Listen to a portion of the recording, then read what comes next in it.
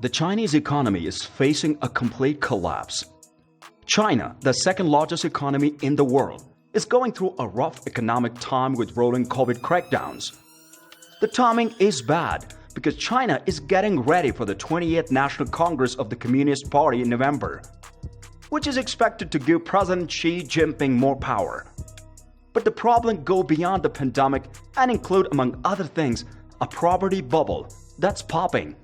Here, we talk about the future of China's economy and what that means for Australia and other countries. But before starting the video, please subscribe to our channel, press the bell icon to get all the latest updates as we will make more videos on interesting topics in the future. So, if you don't want to miss it, make sure to subscribe to it. Now let's get started. Why is the Chinese real estate market in trouble? Policy choices partly caused China's problems with real estate. Beijing implemented a policy called 3 Red Lines in August 2020. Its goal was to carefully pop a huge housing bubble that had been building for decades. The policy had 2 goals: to make the economy less dependent on the real estate and to stop the speculation that had driven up the housing prices so much that many middle-class Chinese could no longer afford them. The regulations stipulated stringent requirements that developers needed to meet to borrow from banks and other financial organizations. One of these was a cap of 100% on their net debt to equity. It turned out that many developers were doing businesses way outside of the 3 red lines and had huge debts. Since the new rules made it impossible for the sector to borrow money, suddenly there was a severe lack of cash. One of China's biggest developers, Evergrande, stopped paying the interest on its offshore bondholders in December. Shortly after, Casa Group Holdings did the same thing. In July, property prices fell for the 11th month in a row. Compared to the last year, prices are down as much as 30%. Analyst Gabriel Wildau stated, "What China is going through right now is a policy-driven crisis." He is the managing director of the risk management firm Tanio. What I mean by that is that people have been warning about a house bubble for a long time, and with good reason. However, the acute stress that the market is under right now is a direct result of very strict restrictions on lending to developers that were put in place about a year and a half ago.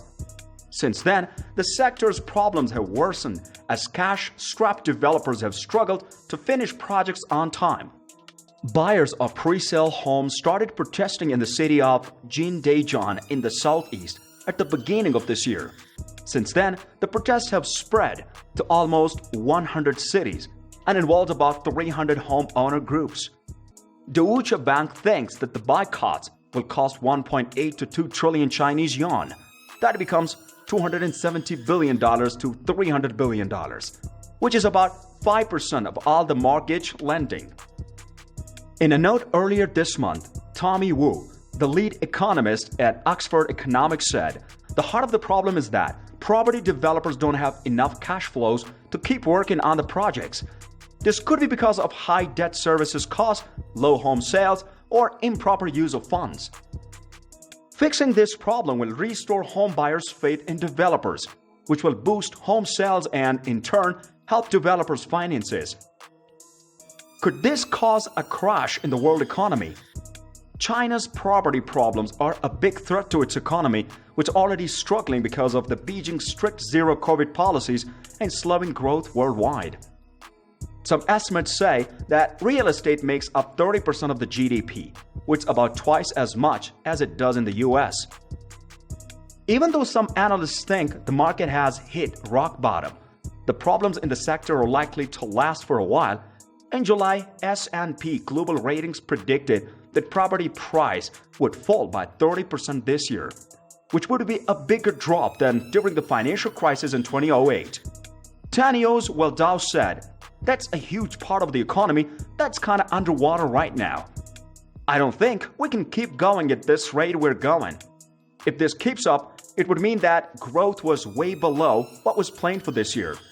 Since Chinese property developers only have a small amount of overseas debt, the global economy is not at high risk of the financial crisis like the one that happened when Lehman Brothers went bankrupt in the United States, said Alicia Garcia Herrero, the chief Asia-Pacific economist at Natixis in Hong Kong.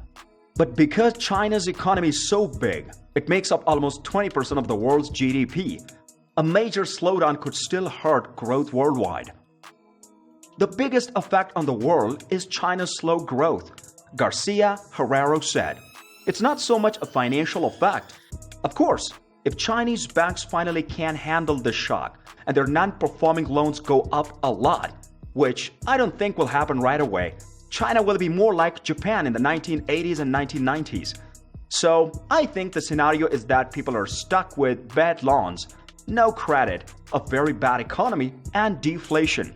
So not a Lehman-type event right now. The World Economic Forum says that the global GDP falls by 0.3% for every 1 percentage point that the China's GDP falls. In a 2019 study by the US Federal Reserve, economists estimated that a drop of 8.5% of the China's GDP would cause advanced economies to drop by 3.25% and emerging economies to drop by nearly 6%. It's unlikely that China's economy will have a meltdown that bad. Analysts say it could be headed for a long-term slump that would slow down growth worldwide in the coming years. Will Dao of Tanio said the Chinese leaders have tools to stop a full-blown financial crisis that isn't as easy to find in more capitalistic countries. In 2008, American policymakers had considerably less authority over the financial system and the real economy than their Chinese counterparts, so that they have the means to prevent a major crisis. He stated, "They have the means to prevent financial contagion and a complete cessation of the credit flows since they can simply instruct banks to lend. Working outside of the legal bankruptcy system, they can prevent everyone from going bankrupt.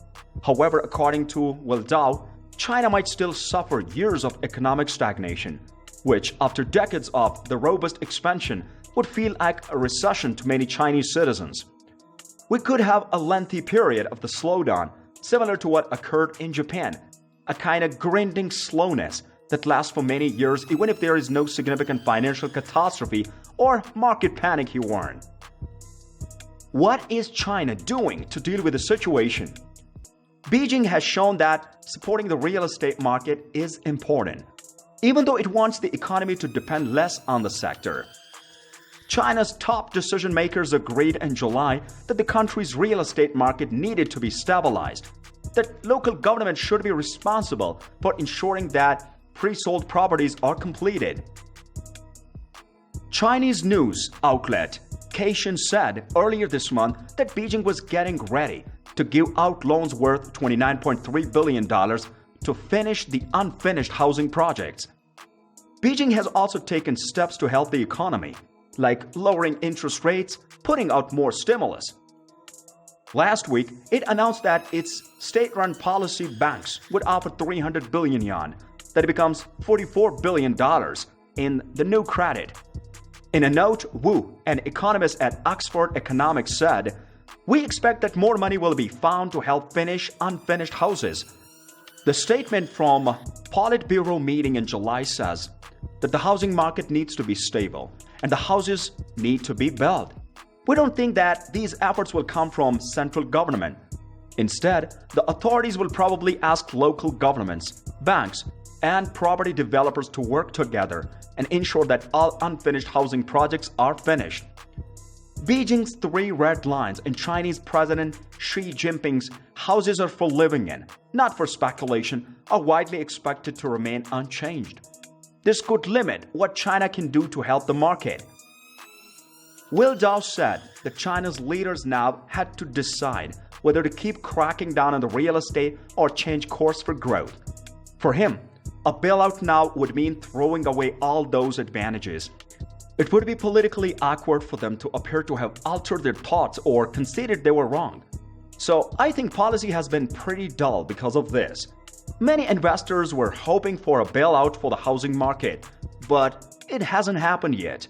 So that's all for it for today's video. I hope you all liked this video. If there are any specific questions or suggestions for future videos, please leave them in the comment section below. If you enjoyed the video, please consider giving it a like and passing the link along to your loved ones. Keep on giving, and until then, take care of yourself.